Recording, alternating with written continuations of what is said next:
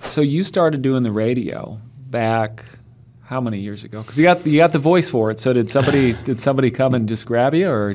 No, we were looking for ways to broaden our outreach.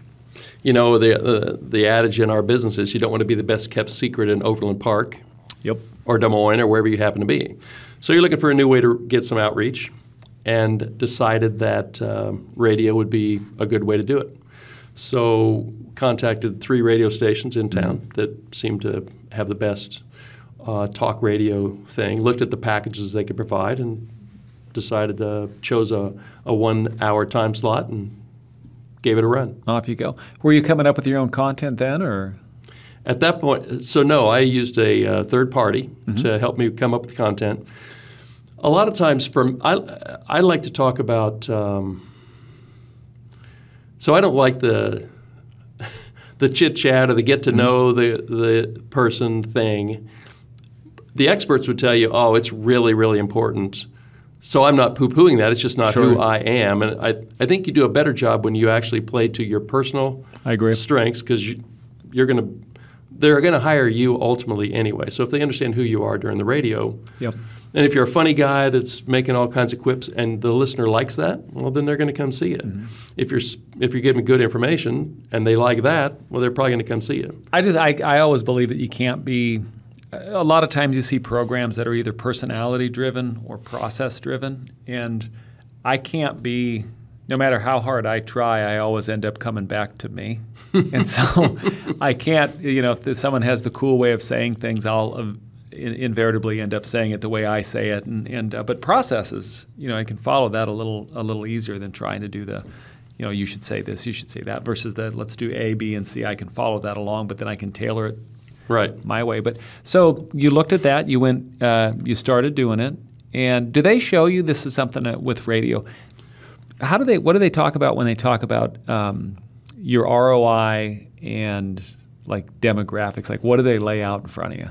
So it's been probably 7 years since probably 7 years is when I started. I did it for a couple of years, and so now I'm kicking it off from memory here. But they'll let you know. They have through their, I guess it would be the Nielsen ratings. They have a pretty good idea of how many listeners in particular time slots, and the demographic of those listeners.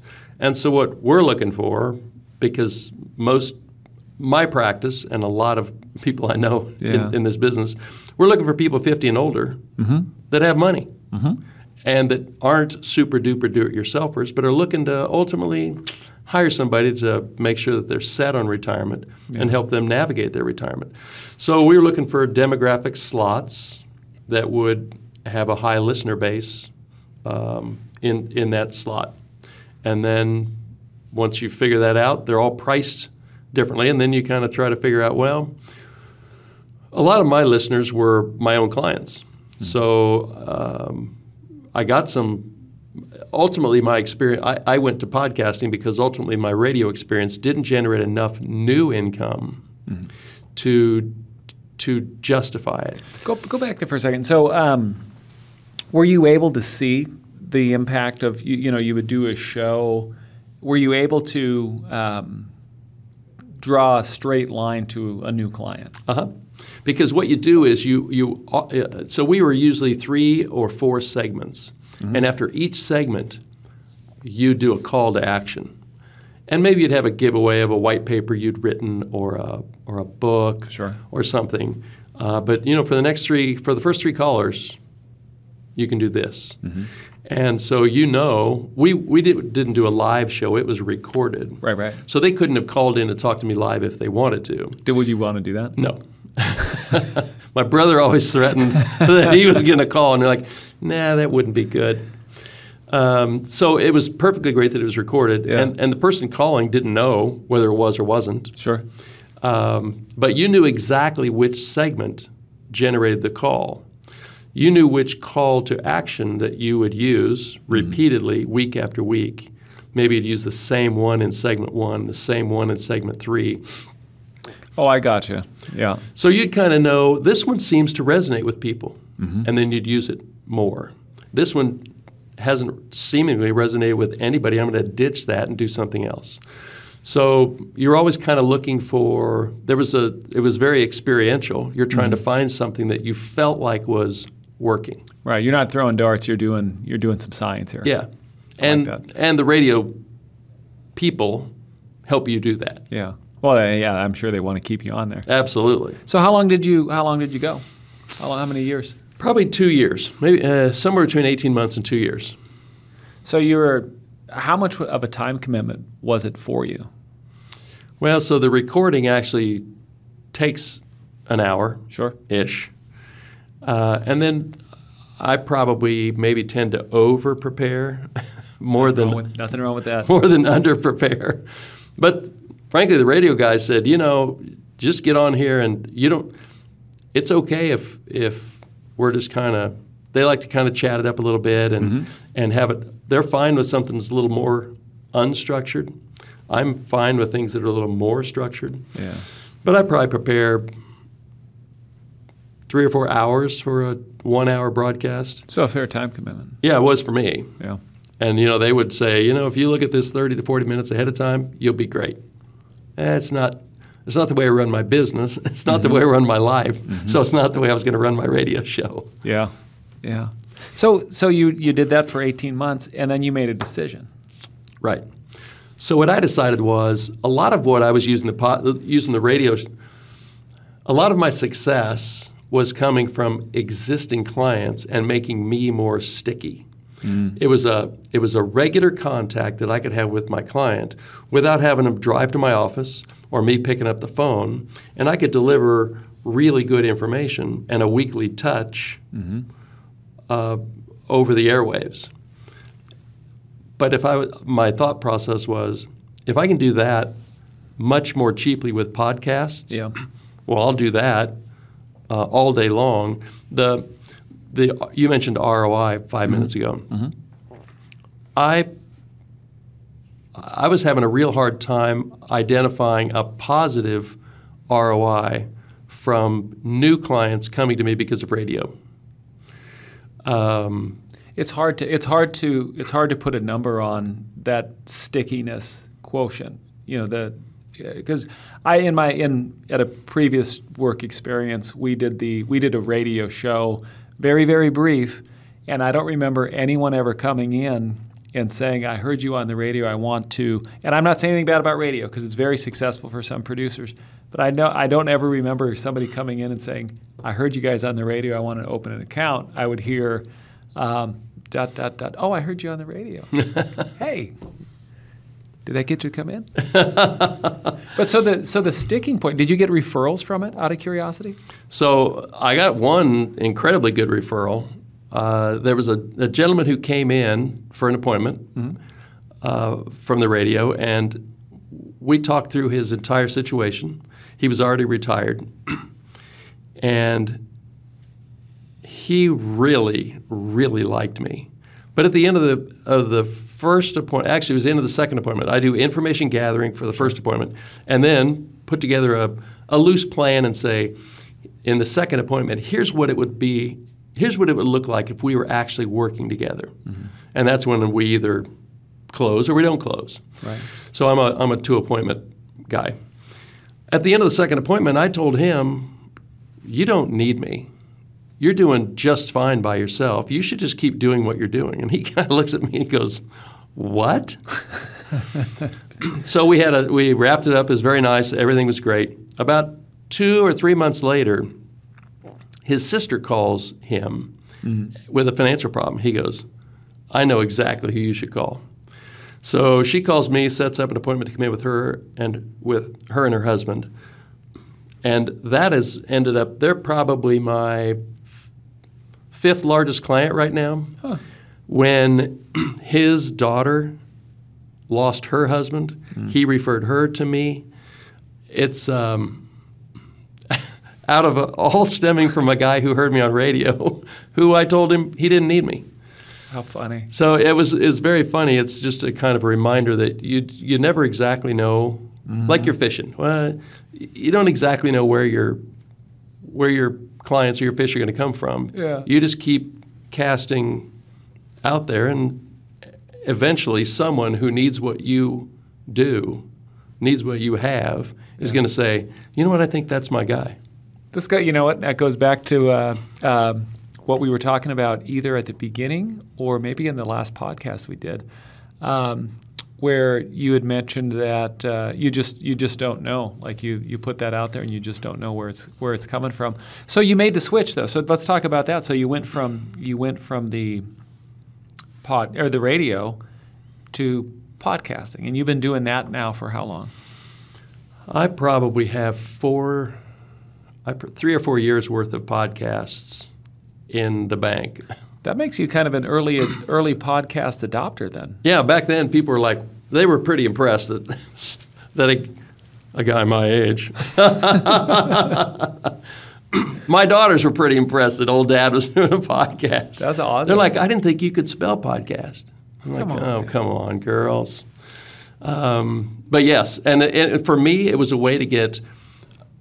As I was crafting this podcast, I thought, well, the podcasts I listen to, I've got about a 15 to 20 minute attention span. Mm-hmm. And if they can't give me the information I'm looking for in that period of time, honestly, that's probably not my podcast. Yeah. So what I thought as I was building this is I'm going to tackle a topic and try to break it down so that my clients and prospective clients, or my client forwards it to a friend of theirs because they're having this particular problem or that particular problem. So they're able to scan down on my website and see the last year and a half worth of podcasts and say, this would be interesting for me to listen to. And so I have people that go back 6-9 months and pull out old podcasts just to listen to and say, I'd like to hear somebody talk about that topic. This catalog, if you're just listening to us and not seeing us on the cameras, I'm looking at, I've got my laptop open here and I'm looking at your website, which is a beautiful website. I'm seeing 194. The latest episode on here is episode 194. Like, good gravy, that is a lot of that's a lot of content. The content that I'm seeing here is fantastic. Financial year-end checklist, retirement income challenges you might not expect, how bonds work, financial rules of thumb. Where are you coming up with the content? Because this is great. Yeah, so a lot of it is me created. So the stuff I read during the week, I'll read an article and say, that I need to flesh that out into a podcast topic because it's timely. It's stuff I'm talking about in my office with my clients anyway. A lot of so we do every month we'll do listener questions. Well, most times that has nothing to do with a listener question. It's a client question, but I turn it into a listener question, and because those are, if somebody thought about it, 50 people thought about it. Yeah, exactly. Whereas a topic I think up may or may not be interesting. It's interesting to me, or else I wouldn't have podcasted on it. But the questions that I get out of my client contact creates some really good content for podcasts. Now, so here's a question for you, because I'm looking through, and again, these are so great. But I see one right here. I see in episode 180, is it too late to sell my stocks? Tell me a little bit about the compliance side then, because you are an advisor. Walk us through that. So what was that dated? Does it show on there? Let me click the thing here, go into it. July 14th.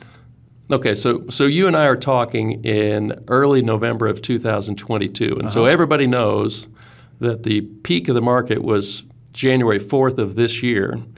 And the market's been down, S&P's been down 26% this year. I think right now it's down about 20%. So the question, so you get that a lot from people. Hey, especially at cocktail parties when they find out what you do for work. Yeah. We're down 20%. I'm fine. I'm okay with that. But if we're down 40%, I wouldn't be fine with that. Is it too late to sell? And so, honestly, I'd have to go back and listen to that to decide, to figure out what I said in that podcast. Sure. But it was all related to a system we use in our office to determine whether we are in, to use a weather analogy, whether we're in a rainstorm or a hurricane. If it's a rainstorm, if it's a market rainstorm, you just put up you put on a coat, and you get an umbrella, and you go about your business. But if it's a hurricane, you might just put on the hurricane shutters and drive to Atlanta and get out of there. And so the system I use helps me identify whether it's a rainstorm or a hurricane, and this is, by the way, a hurricane that we're in the middle of. It was kind of weird to hear Jamie Dimon talk about that at one of his press conferences, head of J.P. Morgan Chase, and he used my hurricane analogy. I'm like, lawsuit. Well, you know, I'll bet he listened to my podcast. That's right. That's right. Jamie Dimon is listening to this podcast. So that's what that was about, and it was just I try not so. But to your point, how do you go about not giving financial advice to people you've never met? The compliance side of things. Yeah. So I'll bet 2 or 3 times in that podcast, especially right up front, I would say, all right, just to preface this, nothing I say today is specific advice for you, because I don't know you and I don't know your specific situation. But here are the things we talk about in my office, and I hope they're going to be helpful in this podcast. Nice. And then halfway through, there might be another question posed, and you say, okay, well, this is not specific advice, but, and then you give an answer. Nice. Yeah, you've got great content. So how has the content been received? Are you able to? So that'd be one question. And then, how are you able to see? Since people have to go and click on it, do you have a better idea of plays and clicks, like the listenership, if you will? Yes. So my operations administrator gets all the analytics, and she puts them in. Pretty sure she manually puts them into a spreadsheet. But somehow or other, she's able to organize the data, and then we can figure out, well, in what state was the person who listened to this? Great. I don't remember seeing demographic information per se. I think that's way harder to get. Sure. But we know the number of downloads. We know last week, look at that, last week somebody downloaded episode 157. What was that? Maybe we should freshen that up for 2 weeks from now. Because in this business, with tax law changes and economic changes and market changes, something you said a year and a half ago isn't going to be useful to somebody. Yeah. So we look at it for that reason, to figure out, well, what are people listening to? Let's do more of that. That's fantastic. This is great. This is great. So how do you like doing the shows? Because again, you've got a great radio voice. You've got the voice for this. I really enjoy it. I mostly enjoy it when I have so my biggest clients listen to this stuff, which is gratifying to me. They listen to it weekly. Somebody came in, I mentioned on one of these podcasts I was playing in a member guest golf tournament with my little brother down in Texas. I probably didn't call him little, with my brother in Texas. And the very next week, my second biggest client comes in and goes, oh, nice golf tan. My immediate thought was, he thinks I'm playing golf during the week. Yeah. What he said was, how did you and your brother play? So it's gratifying after having done it for this long to hear clients go, they remember stuff that I say. I had another client say early on, I think you talked about us in last week's podcast. Well, I had talked about them in last week's podcast, and it was just a great reminder. You never say names. Sure. But sometimes you need to change the facts a little bit. A little bit. And so I've gotten really good about that. But, you know, my best podcasts, my most well-received podcasts are either about tax law or about something that came up in a conversation with a client, because that meant that 20 other people, 50 other people were listening to it. We're thinking about it. They just need to hear somebody talk about it. That is fascinating. So what wisdom would you have to pass on for anybody who's thinking about doing a podcast? I would say, of course, I don't know about wisdom. What I would say is that, like with radio, that if you get into radio, they're going to tell you, hey, don't expect immediate results. You got to stick with this for a while. You build your listener base, and it's the same way with podcasting. So I'm not really trying to significantly grow my book of business through my podcast. Yeah. I don't do I never, ever have a call to action because I'm not trying. I don't necessarily need somebody to pick up the phone and call me. Sure. Now, whether that's a stage of life or whether it's who I am personally. Stage of practice, yeah. But it's a terrific way. It's a very low bar cost of entry to get to put things out in the media, and it also raises your website traffic because Google knows you're always putting out new content. Yeah, that's a great point. And search engines tend to find this stuff, the titles and the activity on the website. So that's why we post so many on the website, and the blog helps that too.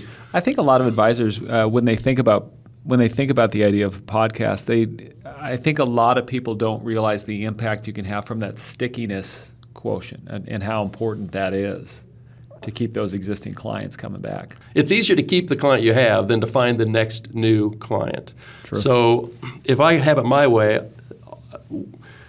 and frankly, it works out this way, I don't lose a lot of clients for a variety of different reasons. But I set out, I've only been in this business 13 years. I've been in the investment business for 40. But I only have been in the financial advisory business for 13 or 14 years. And what I learned early on was it is super important to keep the people you have as you're adding on new people. Especially if you're just doing annuities, then a lot of it is transactional. But once you add the AUM piece, that is business that you do not want to disappoint and have them go somewhere else. Sure. So, building that complete advisor book of business, you're always looking for sticky applications. Yeah. And for me, having this type of outreach on a weekly basis, however they find it, but we email a blast out on Thursday with the brand new podcast. I've had people call me on Friday and call my office on Friday and say, hey, was there no podcast this week? Like, okay, I guess you can't take a week off. No. But it's another sticky app. Yeah. And it's a relatively low cost app. And when people get to hear your voice on a regular basis, people that like you, they're doing business because they like you, they trust you, and they need what you're offering. But if they don't like you and trust you, it doesn't matter what you're offering. And so Absolutely true. I think this helps reinforce the like and the trust, and that's invaluable to me. How'd you settle on weekly? I didn't have anything to say more often than that. Yeah. And less often than that felt like you could easily be forgotten about. That's a good point. And since I came from radio, the radio was weekly. Sure. It just felt like there was a rhythm to that where people could look forward to it without. I mean, we all get podcasts daily, and some of them are 5 minutes. It's a little newsy, updatey thing. But I wasn't going to make a commitment to do that 5 days a week. And frankly, like I just said, that'd be exhausting. I don't have that much to say. Yeah. So what I want to take is one topic, try to get a little, fairly deep with it in 15 or 20 minutes, and then get out. I like it. It's fantastic. So and that is one thing I think a good rule too for anybody considering podcasts is that you do have to commit to. You can't just do one episode and set it out there. Then no one's going to find it. No one's going to listen to it. Or they'll be disappointed because there's nothing else in there. But your podcast is fantastic. I cannot wait to have you back on this show again because I want to hear about, we'll have to take some time. We're going to have to talk through your Q&A episodes because that looks like a hoot. I love doing that. And then just see how things keep on trucking for you. But thanks for being on. Yeah, good. My pleasure. We'll do it. Absolutely. This podcast is for financial professional use only and not for use with the general public. The information provided is the exclusive property of Creative One and is protected by copyright and other intellectual property laws of the United States. This material has been prepared for informational and educational purposes only. It is not intended to provide, and should not be relied upon for, accounting, legal, tax or investment advice. Creative One is not responsible for the results of programs discussed on this podcast or any liability stemming from the use of it. Although we may promote or recommend the services offered by this company, agents are ultimately responsible for the use of any materials or services and agree to comply with the compliance requirements of their broker-dealer and registered investment advisor, if applicable, and the insurance carriers they represent. Copyright 2022, Creative One Marketing Corporation.